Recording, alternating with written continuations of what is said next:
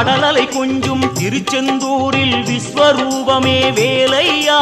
பழமுதி சோலை அறுபடை வீடும் புண்ணிய தரிசனம் முருகையா திருநீர் அணிந்து வரும் போது நெஞ்சில் நிம்மதி பிறக்குது கந்தையா சுகனே சிவனார் மகனே உன்னை பாட பாட சுகமாகுதையா வேல் முருகா அரோகரா அரோகரா வேல்